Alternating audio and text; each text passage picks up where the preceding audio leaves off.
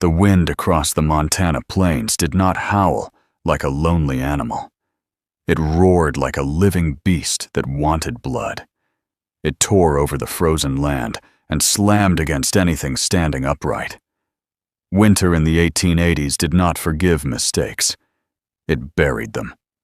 Colt Maddox walked straight into that storm. Snow clung to his long coat and froze along the dark stubble on his jaw. His shoulders were wide enough to block half the wind, and the thick leather gloves on his hands were cracked from years of ranch work and fistfights. A fresh cut split his eyebrow, dried blood stiff against his skin. He did not wipe it away. He did not feel it. Behind him, a single horse dragged a small sled loaded with 2 elk carcasses. Food for the season. Survival. Colt lived alone by choice. People talked too much, asked too many questions, wanted things, and he had learned long ago that when you gave people something, they came back for more. The snow came down harder. He lowered his head and kept walking toward the tree line where his cabin hid between thick pines. That was when he saw it. A wagon. Half broken. One wheel split clean in 2, sunk deep in frozen mud. The canvas top ripped open and snapping in the wind like a torn flag. No horses, no tracks fresh enough to follow. He should have kept walking. A man alone in winter did not stop for trouble. Then he saw a hand, small, bare, pale against the dark wood under the wagon. Colt stopped. For one long breath, he stared at it. Then he walked over. She was wedged beneath the axle, curled tight, as if trying to fold into the earth. Her dress was thin and torn at the shoulder. Her hair, once golden, was dark with ice and dirt, and her lips were cracked and blue. A bruise colored one side of her face, deep purple. She did not move when he knelt. Colt pressed 2 fingers to her neck there. Faint. Alive. He exhaled slowly. Any smart man would leave her. The storm would finish what someone else had started. No witness. No burden. Colt was not a smart man in that moment. He slid his arms beneath her. She weighed almost nothing. Too light. Like someone who had not eaten right in weeks. Her head fell against his chest as he lifted her. He did not look around to see if anyone was watching. He placed her carefully on the sled, wrapped his spare fur over her, and tightened the rope so she would not slip off. Then he walked toward the trees. The cabin was small, built by his own hands 5 winters ago. Thick logs. 1 narrow window. A stone chimney that leaned slightly to one side. It stood far enough from town that no rider passed by accident. Inside, it smelled of pine smoke and leather. He laid her on his bed without hesitation. The fire had died low. He crouched, fed it wood, and blew until flames snapped back to life. Heat slowly filled the room. He boiled water, cut away the frozen cloth of her dress with slow, careful movements. He kept his eyes on the work, not on her body. Bruises marked her ribs, some old and yellowing, some dark and fresh. At her shoulder, a small brand shaped like a cattle mark. Colt stared at it for a long moment. He had seen brands on horses, on steers, never on a woman. His jaw tightened. He cleaned her cuts with warm water and wrapped them in clean cloth. And then he pulled one of his own wool shirts over her and covered her with thick bear fur. When he finished, he moved to the chair near the wall and sat. He did not sleep. Hours passed.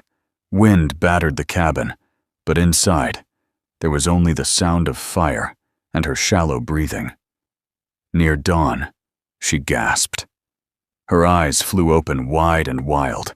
She bolted upright so fast the fur slid to her waist. "Where am I?" she rasped. "My cabin," Colt said from the shadows. She flinched at the sound of his voice. Fear filled her face as she grabbed the shirt tight around her chest. "Don't touch me," she whispered. "I won't." He stood slowly and poured broth into a tin cup. He set it on the floor halfway between them and stepped back. "You need heat." She did not move at first. She watched him like he might lunge at any second. He did not. He leaned against the wall, arms crossed, eyes steady, but distant. After a long minute, she crawled forward and grabbed the cup. Her hands shook so badly some broth spilled onto the floor. He looked away to give her privacy. That confused her more than anything. Days passed. She slept long hours, ate small portions. He changed her bandages without speaking more than needed. Yes. No. Rest. He never asked questions. On the fourth day, she could stand without swaying. The cabin felt smaller now that she was aware of it. One bed, one table, one chair, one man. He was huge, tall enough that his head nearly brushed the ceiling beams. His shoulders stretched the seams of his shirt. A thick scar ran from his ear down into his collar. Yet he moved quietly, careful not to crowd her. One night, and as snow buried the window until only white showed through, she finally spoke. "Why did you bring me here?" He was carving a small piece of wood, shaving it into the shape of a bird. "You would have died. That's not an answer." He glanced at her. "It's the only one." She narrowed her eyes. "Men don't help for free." He went back to carving. "I'm not most men." Her voice sharpened. "What do you want?" He set the knife down and met her gaze fully. "Nothing." Silence pressed between them. She stood abruptly and began pacing. "Then why stay out here alone?" she demanded. "Why hide?" His jaw flexed. "You should sit down." "I'm tired of sitting." He stood then. The room shrank under his size. For a second, fear flickered in her eyes again. He saw it, and it hurt more than he expected. "I know my strength," he said quietly, "and I won't use it wrong." Then he grabbed his coat and stepped outside into the storm. The door shut behind him. The cabin felt colder instantly. She stared at the door long after he left. Later, unable to sleep, she found a small leather journal tucked beneath folded pelts. She should not have opened it. She did. Inside were charcoal sketches, mountains, wolves, a hawk in flight, and careful lines of writing about silence and guilt and trying not to become something dark. Her chest tightened. When the door opened and he stepped back inside, snow falling from his shoulders, she froze with the journal in her hands. He looked at it, then at her. No anger came, only something like sadness.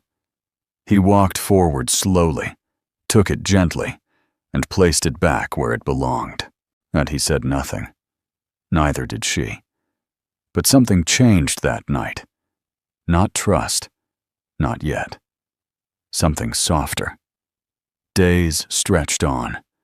The storm refused to ease. He handed her mittens one morning.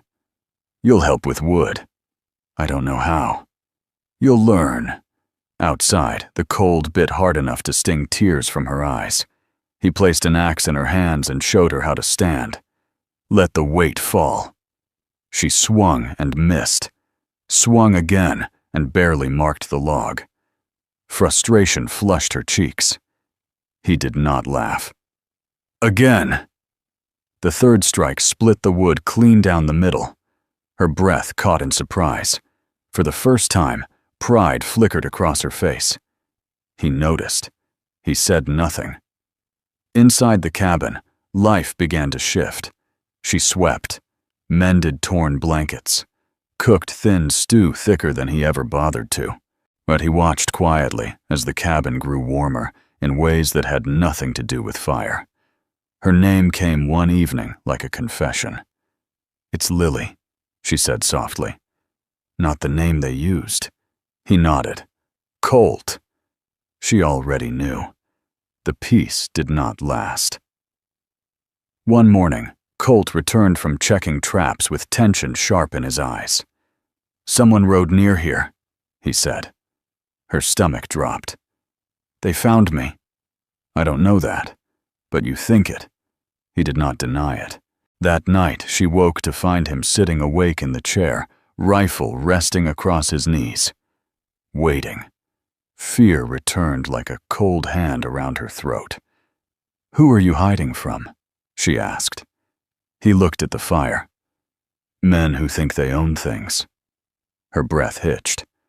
"I was owned." His gaze shifted to her. "Not anymore." Outside, wind carried faint echoes that might have been branches snapping, or hooves. Neither of them slept, and deep in her chest, something new began to grow. Not fear, not quite. Something warmer, and far more dangerous. The next morning came quiet, but the quiet did not bring peace. The wind had died. The snow rested heavy on the trees. The world outside the cabin looked clean and untouched, but Colt knew better. Fresh snow only hid tracks. It did not erase them. Lily stood at the window, her fingers pressed lightly to the glass. "Do you see anything?" she asked. "No," Colt said. He had already checked twice before sunrise. Still, he kept looking toward the ridge. Still, his jaw stayed tight. Inside the cabin, the air felt different, thicker, charged. Lily could feel it. She hated that feeling. It reminded her of nights in the saloon tent, the quiet before a man decided which girl he would point at. She stepped back from the window. "Tell me the truth," she said. Colt looked at her. "I don't lie." "Then tell me what you're not saying." He set the rifle against the wall and walked closer to the fire. "There was one rider," he said. "Heavy horse, clean saddle marks. He circled once, didn't come close." Her heart began to pound. "He's looking." "Maybe." "He will come back." Colt did not answer. That was answer enough. She turned away, wrapping her arms around herself. "I brought this to you," she whispered. "If they find me here, they'll hurt you." Colt's voice stayed steady. "They'll try." That calm frightened her more than anger would have. The day passed slowly. He showed her how to reload the spare revolver. Her hands trembled at first, but he guided her without touching, speaking each step clearly. "Open the chamber." She did. "Check it." She nodded. "Close. Grip firm." The weight of the gun felt strange in her palm, heavy, final. "I don't want to shoot anyone," she said. "Then don't," he replied, "but know how." That night, the fire burned low. Lily sat across from him, studying his face in the flicker of light. "You've killed before," she said quietly. He did not flinch. "Oh, yes." "Does it stay with you?" "Yes." She swallowed. "Why live alone?" Colt leaned back in his chair, eyes fixed on the flames. "I had a ranch once, south of here. Cattle, fences, plans." She waited. "Men wanted it. Said I took land that wasn't mine. One night they came. Burned the barn. Shot my brother when he ran out." Lily felt her chest tighten. "I killed 2 of them," Colt continued. "The rest rode off. And I left before I became a man who hunted revenge for the rest of his life." Silence settled between them. "You're not hiding," she said slowly. "You're stopping yourself." He did not respond, but something in his eyes shifted. Outside, the sun dipped low, painting the snow pale gold. Inside, Lily stood and walked toward him. Her steps were careful, but sure. She stopped in front of him. You saved me," she said. He looked up. "I was ready to die." "You're still here." Because of you. Colt's jaw tightened. You don't owe me for that. Her voice softened. I'm not talking about owing. She lowered herself onto the edge of the table near him, close enough to feel his heat, close enough to see the scar near his collarbone. For the first time, she said, no one touched me unless I wanted them to. His hands gripped the arms of the chair. Lily! She slid down slowly until she was standing between his knees. He froze. Her fingers hovered near his chest, not quite touching. You're afraid, she whispered. Yes. Of me? Of hurting you. Her breath caught. You haven't. He shook his head slightly. You don't understand. Then make me. His voice dropped lower. I'm bigger than most men you've known. Stronger. When I lose control, things break. Her eyes stayed locked on his. I've been broken before. He flinched at that. I won't be the one who does it again. The fire popped behind them. The room felt small. Lily reached up slowly and touched his chest. His muscles tightened under her palm. I don't want gentle because you pity me, she said. I want you because you see me. His breath grew uneven. I see you. Then stop holding back! She climbed into his lap before she could lose her nerve, straddled him. Her knees pressed against his hips. Her hands rested on his shoulders. He sucked in a sharp breath. Lily! She leaned closer, her hair brushing his jaw. I'm not afraid of you. You should be. I'm not. His hands hovered in the air, uncertain where to land. Yet she took them and placed them on her waist. They felt enormous there. Warm. Shaking. Try me, she whispered. His control snapped tight like a rope pulled too hard. He lifted her gently, almost painfully carefully, and set her back on her feet. I'm too big for you, he said, voice rough. In ways that matter. The rejection hit her fast. Her face burned. You think I'm weak? I think you deserve more than being overpowered. She stepped back. You think I can't choose. I think you've had choice stolen enough. Silence fell heavy. She turned away, swallowing the sting in her throat. That night, she lay awake facing the wall. He stayed in the chair again. Distance stretched between them. In the morning, she found him outside building something against the far wall of the cabin. A second cot. Her stomach twisted. Yet she walked back inside without a word. When he returned carrying planks, she stood waiting. You building space? She asked. He met her eyes. I don't want to make you feel cornered. Something inside her snapped. She grabbed the axe from the woodpile and walked straight to the frame. Before he could react, she swung. The first strike split one board clean through. Lily! She swung again.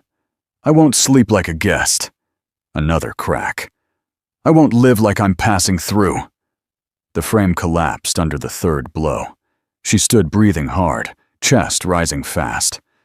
I stay because I want to, she said. Not because I have nowhere else. Colt stared at the broken wood, then at her. Slowly, something like pride moved across his face. He stepped forward. Not close enough to trap, just close enough. I don't know how to do this, he admitted. Neither do I. That honesty settled between them like fresh snow. Clean. Outside, a distant sound carried through the trees. Hooves. Both of them heard it. Colt moved first. He grabbed the rifle. Lily grabbed the revolver. They stood side by side at the window. 3 riders broke through the tree line. Her blood ran cold. She recognized the man in front instantly. Silas Grady, the one who had bought her contract, the one who branded her shoulder. Her breath turned shallow. He found me, she whispered. Colt's voice turned to steel. Go to the back room. No. Lily, I'm not hiding. The rider stopped 20 yards from the cabin. Silas smiled when he saw her silhouette in the window. He dismounted slowly, boots crunching in the snow. "Clara!" he called out, using the old name. "You run far for a girl who belongs to me." Colt stepped onto the porch. "She doesn't belong to anyone." Silas laughed. "You sheltering stolen property now, cowboy?" "She's not property." Silas's eyes narrowed. "She signed a debt. She was sold." Same difference. Lily stepped out beside Colt. Her hand did not shake this time. "I'm not yours," she said clearly. Silas's smile faded. "You think hiding behind him changes that?" Colt moved slightly in front of her. "Leave," he said. One of Silas's men reached for his gun. Colt raised the rifle. Silas lifted a hand, stopping his man. "Careful," Silas said softly. "You don't know who you're standing against." Colt's voice stayed calm. "I don't care." Tension stretched thin. The wind picked up again, stirring loose snow around their boots. Silas studied Colt for a long moment. Then he looked at Lily. "You'll come back," he said, "when he realizes your trouble." Lily stepped forward. "I'd rather freeze." Something dark passed over Silas's face. He mounted his horse slowly. "This isn't finished," he said. Colt did not lower the rifle until the riders disappeared into the trees. Only then did he exhale. Lily felt her knees weaken. Colt caught her before she fell. This time, she did not pull away. He held her tight. Not gentle, not distant. Strong. Protective. And she leaned into him fully. For the first time, she felt like she was not running, but standing. And somewhere deep inside Colt Maddox, a decision was made. He would not let anyone take her again, not while he was breathing. Snow began to fall again that night, but it was not a wild storm this time. It was slow and steady, like the sky was thinking. Inside the cabin, the fire burned low and quiet. Lily sat at the table, staring at her hands. They were steady now, not shaking like before, not reaching for escape. Colt stood near the door, checking the lock for the third time. "They'll come back," she said softly. "Yes. You could leave." He looked at her. "I won't. They're my past, not yours." He stepped closer. "You're here. Yeah, that makes it mine." Her chest tightened at that. Silas Grady was not a man who let go of what he thought he owned. He had money, men, and a long reach. He had made his living by trapping girls in contracts they could never repay. He smiled while doing it. Colt knew men like him, men who used paper and fear instead of fists. The next morning, Colt rode to town alone. Lily watched him disappear down the ridge, her stomach twisted tight. She hated the waiting, hated feeling exposed. The cabin felt too open without him. She cleaned, swept, stoked the fire, checked the revolver twice. By noon, the sky cleared. By late afternoon, she heard hooves. Her heart jumped into her throat. She grabbed the gun and stepped outside. It was Colt, but he was not alone. Behind him rode Sheriff Daniel Harper, a broad man with gray in his beard and eyes that had seen too much of the territory. They dismounted. Lily kept the gun lowered, but ready. Sheriff Harper looked at her shoulder where the brand rested beneath her shirt.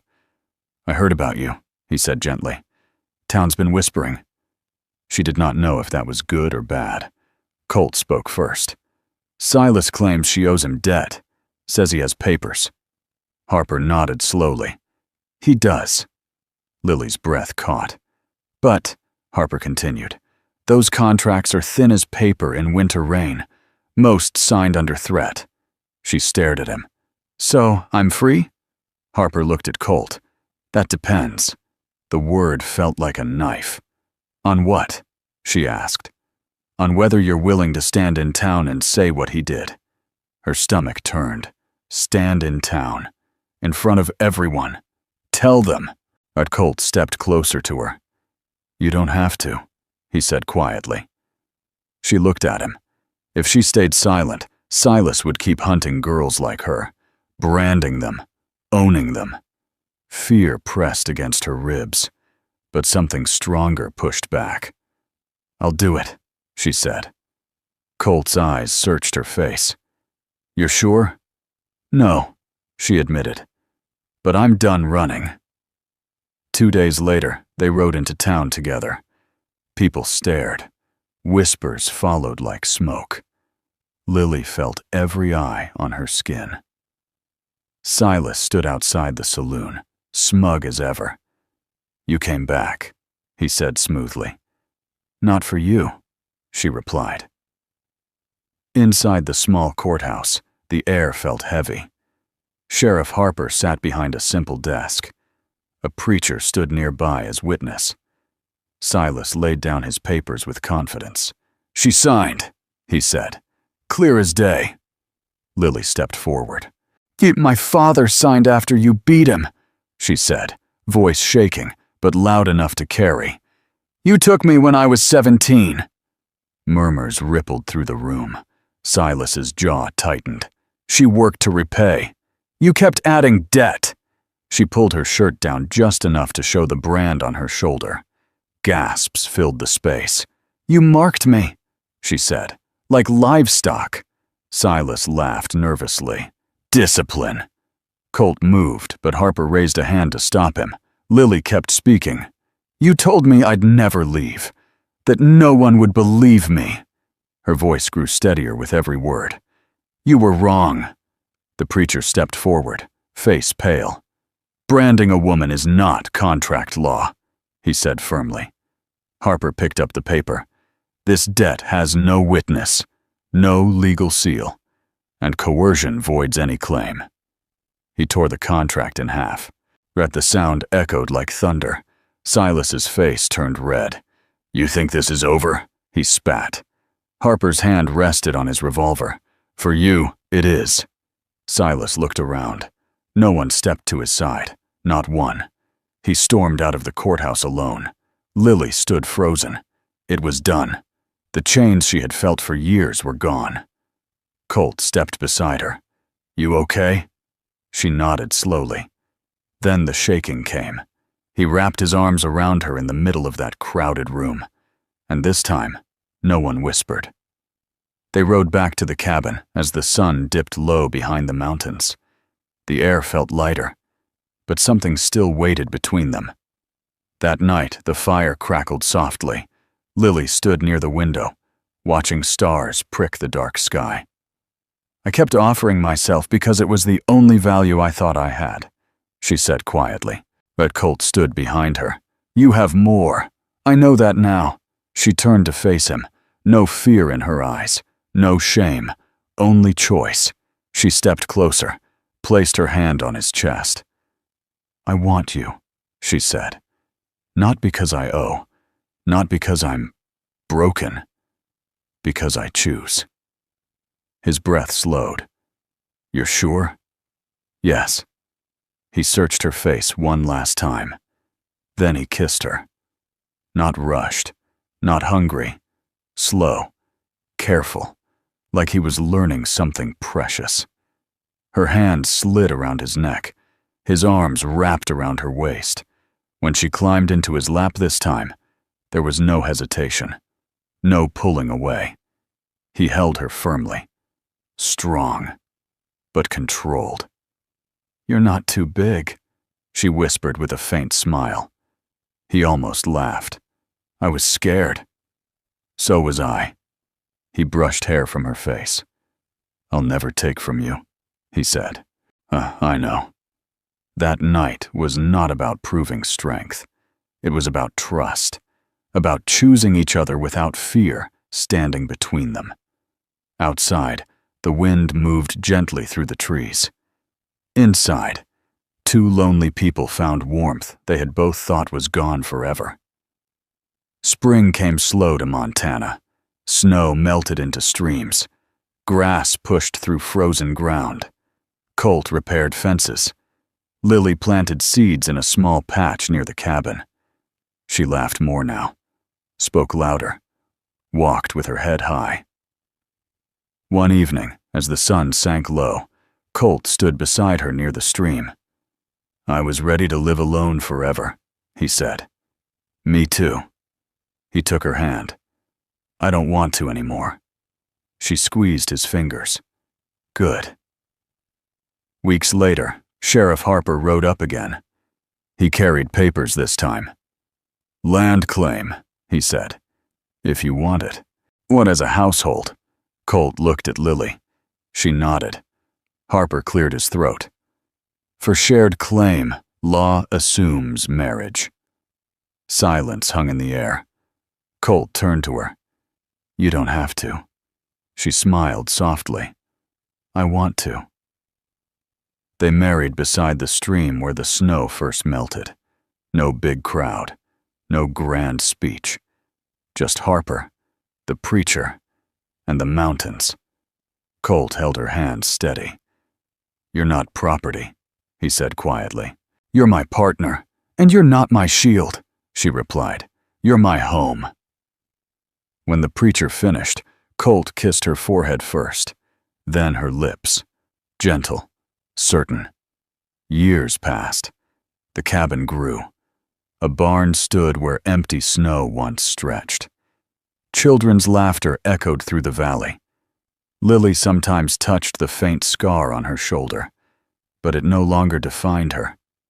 One evening, sitting on the porch, she leaned back into Colt's chest. The sky burned orange over the peaks. "You were right," she said softly. "About what?" "You were too big." He frowned slightly.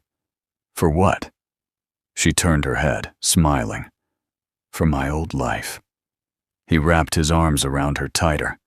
The wind moved gently across the plains, not screaming, not judging, just passing through. And for the first time, neither of them felt like something waiting to be buried. They felt like something built to last.